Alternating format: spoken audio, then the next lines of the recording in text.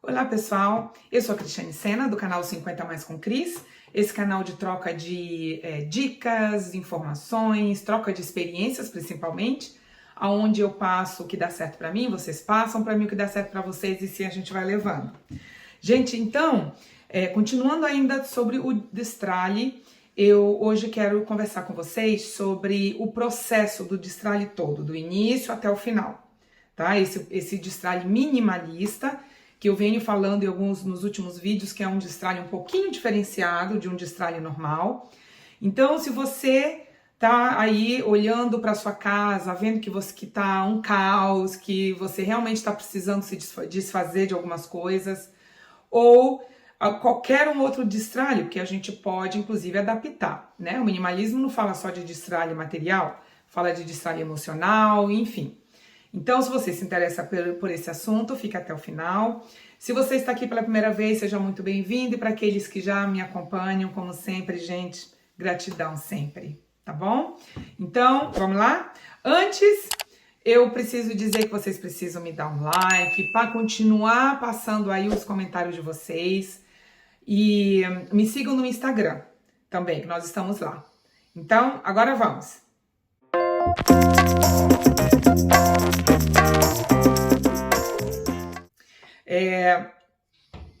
Eu coloquei aqui, dentro da minha lógica, do que eu entendi, 6 passos, 6 steps, né?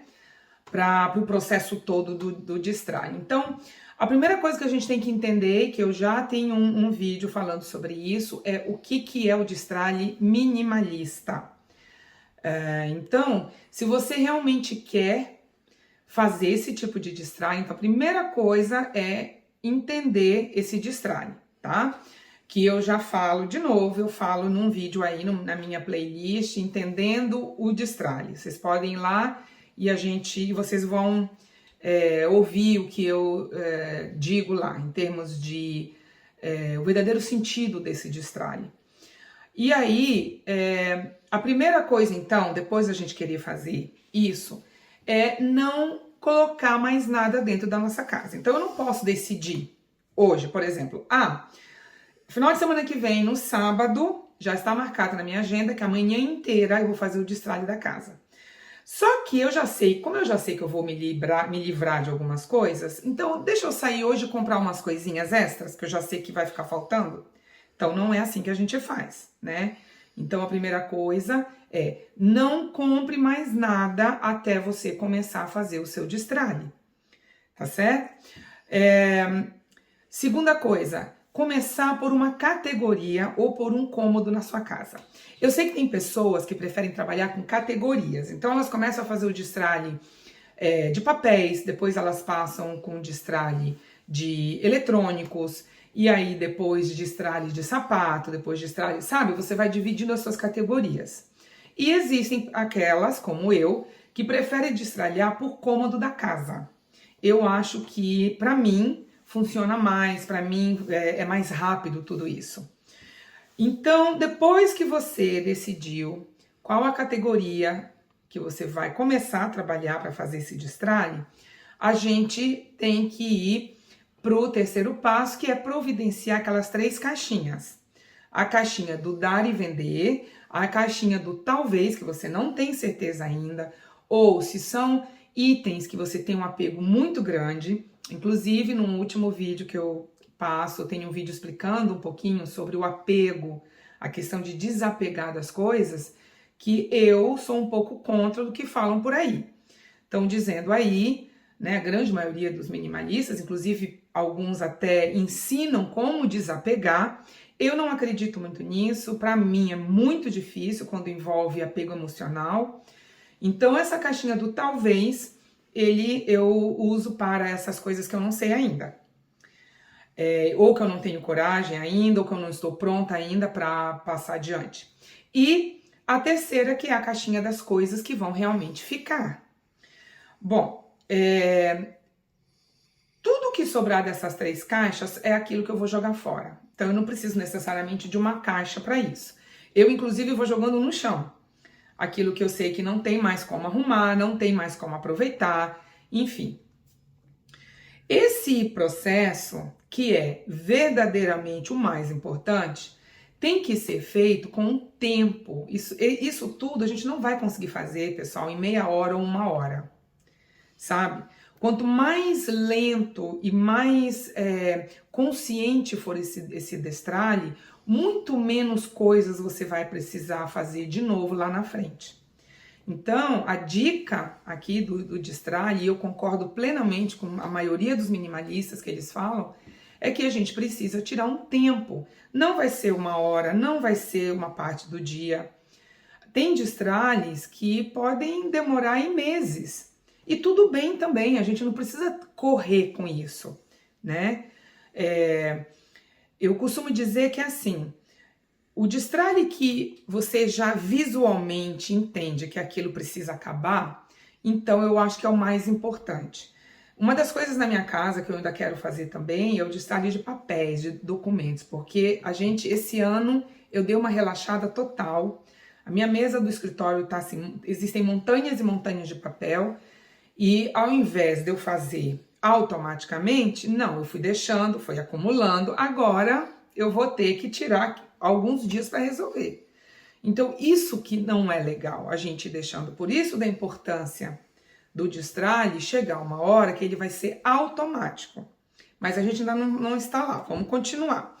Eu estou no terceiro. Agora, o quarto passo, depois que você já fez toda a sua seleção com as 3 caixinhas, o que sobrar daquilo, bom, a caixa de dar e vender, você já define aí um dia para trabalhar com isso. A caixa do talvez, eu costumo dar uma dica porque é o que eu faço. Eu guardo ali por uns 3 meses. Na verdade, varia de 3 a 6 meses. Se nesse período eu não usei, eu não abri para nada, então eu não preciso nem pensar 2 vezes, é porque realmente eu não uso. E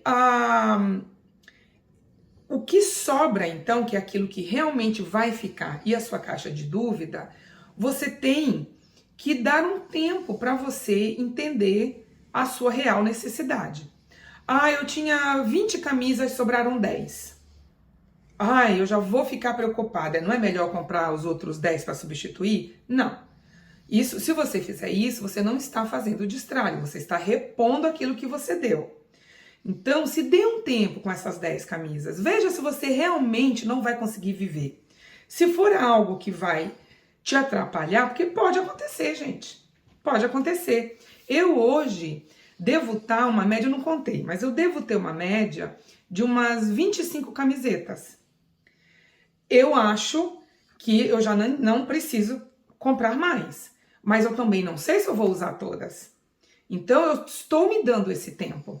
Cada um sabe da sua necessidade. Claro que se atrapalhar, se chegar a um ponto de você, de repente, olhar para o seu guarda-roupa e não ter mais camiseta, porque tudo você usou e está lavando, aí, claro que vale a pena. Só que você não vai sair para comprar 10. Você vai e compra 2 e vê como é que as coisas acontecem, né? E o último, então, depois desse se dar um tempo, é que tudo que for se estragando, se perdendo no meio do caminho, aí automaticamente você vai repondo. E essa fase, gente, é o que a gente chama de sair um, entra um.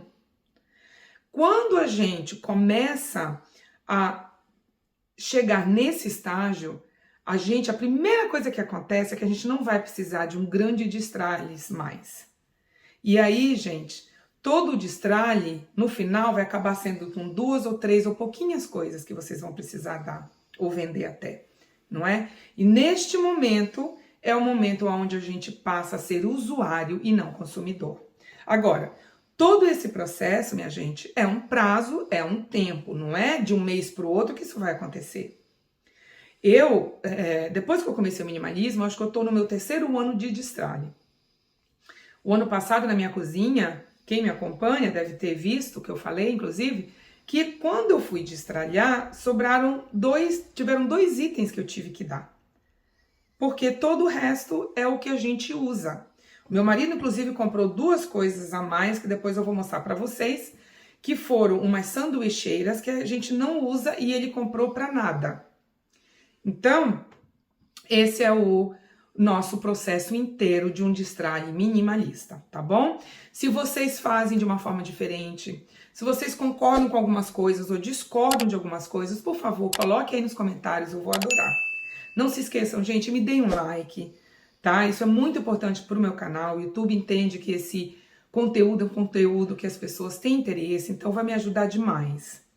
E se inscrevam no canal, não é? Quanto mais gente tiver aí nesse grupo, quanto mais esse grupo aumentar, eu fico a cada dia que passa, que eu pesquiso no YouTube sobre minimalismo, eu vejo a quantidade de pessoas que estão interessadas nesse estilo de vida. Então, vamos lá, minha gente, tá bom? Um beijo e até o próximo vídeo. Tchau, pessoal!